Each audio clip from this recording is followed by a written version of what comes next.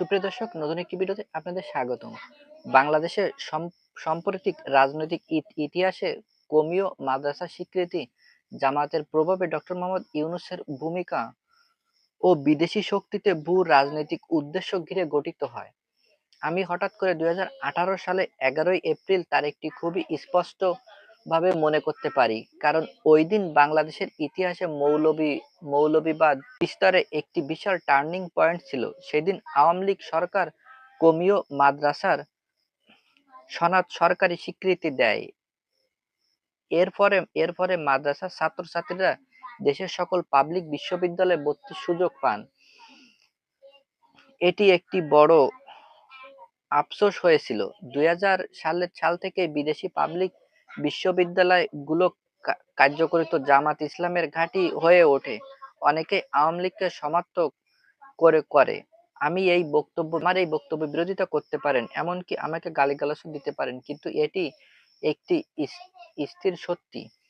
এটি একটি স্থায়ী সত্যি। ১৮ সালের পর থেকে আওয়ামী লীগের কার্যক্রম, অবস্থান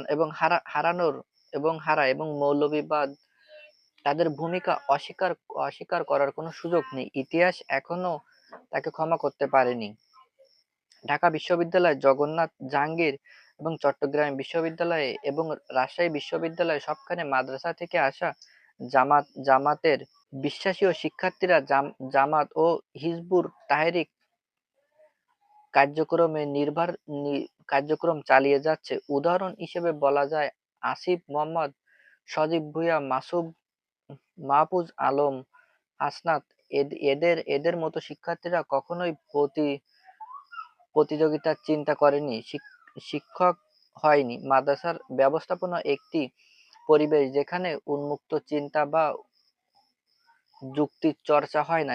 সেখানে শেখানো হয় উর্দু বলা, জিহাদ উদ্যাপন তৈরি করা এবং বিভিন্ন প্রতিষ্ঠানের শপথ প্রসারিত করা হয়। এভাবেই চলতে ২০১৮ সালের পর থেকে দেশের বিভিন্ন স্থান করে যাত্রাবাড়ি ও গুলিস্তান মাদ্রাসাগুলো উত্থাপন হয়।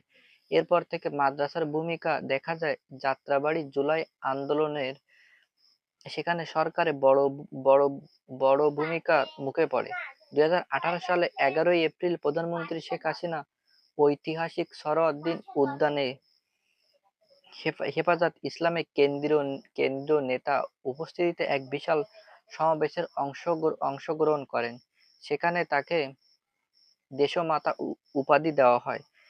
হেফাজত নেতা বলেন তিনি এই ১৪ লাখ ছাত্রের মা। এই বক্তব্যের অর্থ আপনি বুঝতে পারছেন?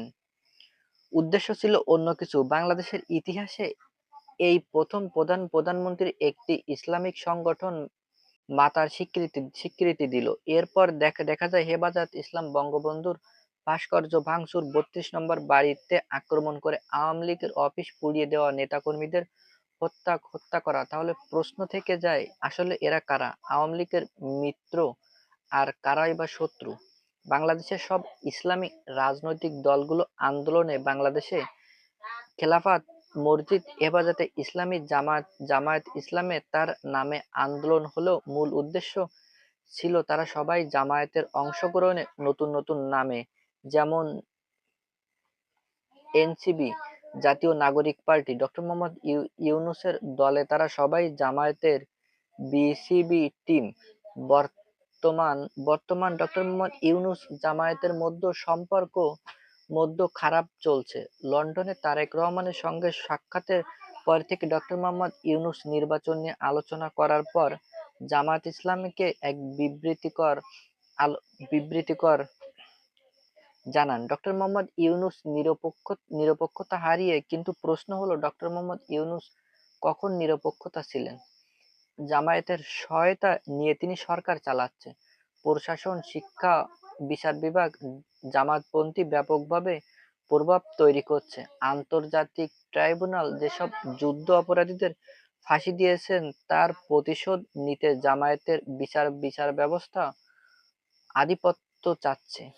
ডক্টর মোহাম্মদ ইউনূস জানেন বাংলাদেশের ধর্ম একটি শান্তির ধর্ম। মাধ্যমে, যদিও তিনি নিজেই একজন নাস্তিক, ঈদের সময় টুপি পরে জামায়াতে যান। এরপর নিয়মিত ভালোভাবে এরপর আর কখনো সে নামাজ কালাম পড়েন না, টুপি মাথায়ও দেন না। ডক্টর মোহাম্মদ ইউনূসের সঙ্গে তারেক রহমানের বৈঠকের পর জামায়াত তাদের সহযোগিতার দলগুলো ক্ষুদ্র জাতীয় ঐক্য কমিশনার বৈঠকে তারা বয়কট করেন। ঠিক একই সময় যখন ডক্টর মোহাম্মদ ইউনূসের বৈঠক, জামায়াতের নেতা আমির দূতাবাস গিয়েছিলেন রাজনৈতিক ও আঞ্চলিক বিষয় এক কর্মকর্তার সঙ্গে দেখা করেন। এখন প্রশ্ন উঠতে পারে, এই অস্ত্রগুলো কোথা থেকে আসলো, তারা কোথা থেকেই বা আসে? চট্টগ্রাম হাট আজারি মাদ্রাসার হলো প্রধান ঘাঁটি। পাকিস্তান থেকে জাহাজে আসা অস্ত্র এখানে জমা হয় এবং সেখান থেকে ছড়িয়ে পড়ে ঢাকার বিভিন্ন জায়গায় এবং বিভিন্ন মানুষের হাতে। এরপর থেকেই শুরু হয় বাংলাদেশের আসল খেলা। বন্ধুরা, আজকের ভিডিওটা এই পর্যন্ত। ভিডিওটি যদি ভালো লাগে তাহলে অবশ্যই ভিডিওটিতে একটা লাইক দিয়ে আপনার বন্ধুদের মাঝে অবশ্যই ভিডিওটি শেয়ার করতে ভুলবেন না। আপনি আমাদের চ্যানেলে নতুন হলে অবশ্যই চ্যানেলটি সাবস্ক্রাইব করে পাশে থাকবেন। দেখা হচ্ছে পরবর্তী আরেকটি ভিডিওতে। ততক্ষণ ভালো থাকুন, সুস্থ থাকুন।